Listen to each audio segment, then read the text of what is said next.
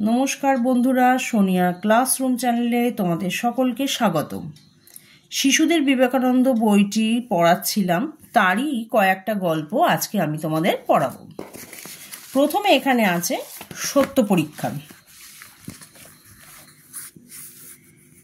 এই সত্য পরীক্ষা। ছেলে মানুষ তোমরা, তোমাদের মনে এখন কত রকম প্রশ্ন ওঠে। এটা কি, ওটা কি, কেন এমন হয়, এই ধরনের অনেক কথাই তোমাদের মনে জাগে। যা দেখো তা ভালো করে জানবার ইচ্ছা হয়।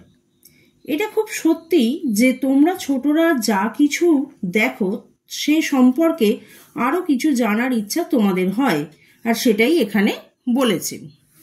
বিলেরও তাই হতো। তবে ছেলে মানুষ হলে কি হয়, তার মনে প্রশ্ন উঠত বড়দের মতো। আর কিছু জানার ইচ্ছা হলে যতক্ষণ না মনের মতো উত্তর পেত ততক্ষণ সে স্থির হতে পারত না।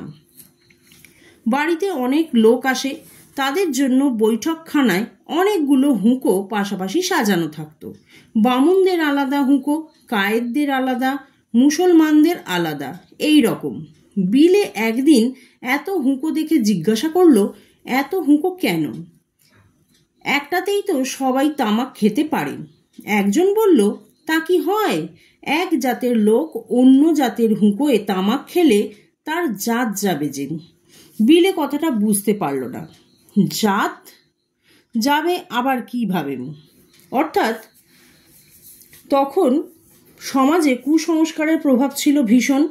সেই কারণেই বিভিন্ন জাতের মানুষের জন্য আলাদা আলাদা হুঁকোর ব্যবস্থা ছিল। কিন্তু বিলে তো বুঝতে পারল না। তাই একদিন চুপি চুপি বৈঠকখানায় ঢুকে পরপর সব হুঁকোয় মুখ লাগিয়ে দেখতে লাগলো। পরীক্ষা করে দেখতে হবে জাত যায় কিনা, আর গেলে কিভাবে তা যায়।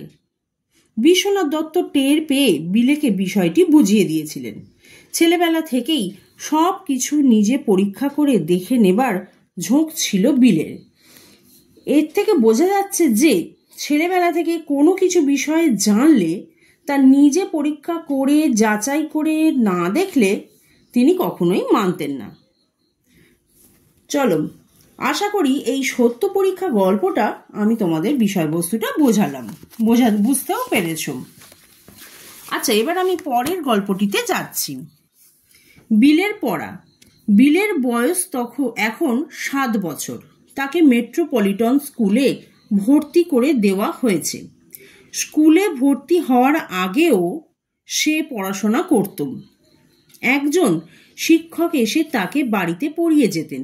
বিলে একবার যা শুনত তা আর কখনোই ভুলত না। সব কিছু মনে থাকতো তার।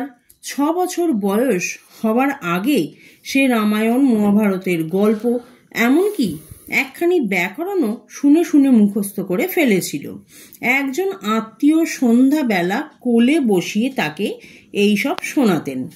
বাড়িতে শিক্ষক পড়াতে এলে বিলে তার হাতে বইগুলো তুলে দিত। সেদিন কি পড়াতে হবে তা দেখিয়ে দিত।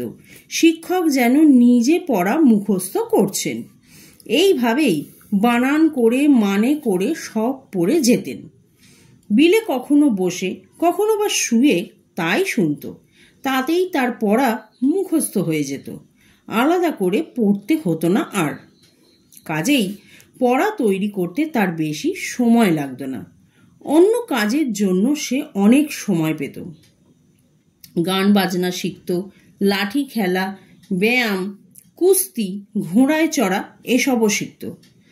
তাহলে বন্ধুরা, তোমরা কি বুঝলে? যেহেতু স্বামীজি ছোটবেলা থেকেই ভীষণ সবকিছু মনে রাখতে পারতেন, সেই কারণে তার পড়াশোনার সঙ্গে সঙ্গে তিনি নানান কিছু আরো শিখেছিলেন।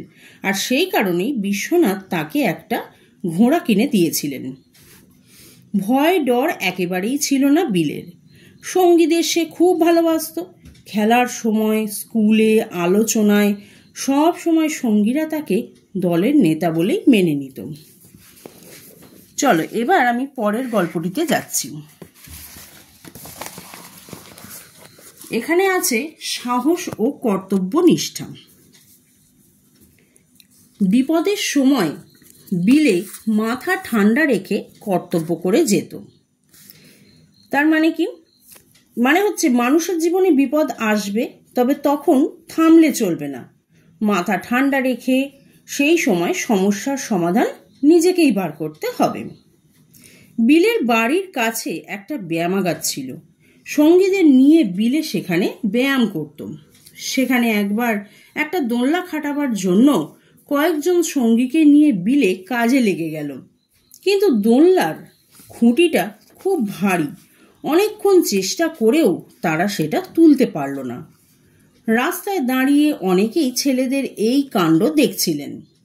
তাদের মধ্যে একজন ইংরেজ নাবিকও ছিলেন। ছেলেরা পারছে না দেখেই তিনি ছেলেদের সঙ্গে দোলনার কাঠ তুলতে লাগলেন। নাবিকটি এসে সাহায্য করতে কাঠটা আস্তে আস্তে উঠতে লাগলো। অনেকখানি উঠেছে, এমন সময় হঠাৎ সেটা পড়ে গিয়ে নাবিকটির মাথায় এসে লাগলো। ফলে তার কপালের অনেকখানি কেটে যায়। খুব রক্ত পড়ছে আর নাবিকটি অজ্ঞান হয়ে গেছেন। দেখে ছেলেরা ভাবল যে তিনি মরে গেছেন। ভীষণ ভয় পেয়ে তারা যে যেদিকে পারল ছুটে পালালো। শুধু বিলে আর তার একটি বন্ধু পালিয়ে গেল না। নিজের কাপড় ছিঁড়ে বিলে নাবিকটির মাথায় পট্টি বেঁধে দিল। তার মাথায় জল দিয়ে হাওয়া করতে লাগলো। রক্তপাত বন্ধ হলো, জ্ঞানও ফিরে এলো নাবিকের। তখনই সবাই মিলে ধরে তাকে কাছের একটি স্কুলে নিয়ে গেল। ডাক্তার এলো, চিকিৎসার ব্যবস্থাও হলো। বিলের সেবা যত্নে 1 সপ্তাহের মধ্যেই নাবিকটি সুস্থ হয়ে উঠলেন। এর থেকে আমরা কি বুঝলাম? যে বিলে ছেলেবেলায় থেকেই কোনো ভয় বলে কি জিনিস সেটা তিনি জানতেন না। বিপদে সরে না গিয়ে সাহসের সাথে যতটুকু কর্তব্য করার তিনি করতেন। তবে এর থেকে আমরা এটাও শিখতে পারলাম যে সেবাই হলো পরম ধর্ম। বিপদে ভয় পেয়ে সরে না গিয়ে সেবার মাধ্যমে অন্যের উপকার করাই উচিত। চলো, ভিডিওটা আজকে আমি এখানেই শেষ করছি। সবাই ভালো থাকবে, সুস্থ থাকবে, সাবধানে থাকবে। আর ভিডিওটা কেমন লাগলো কমেন্টে আমাকে অবশ্যই জানাবে। আর ভালো লাগলে একটা লাইক করে দেবে। টাটা।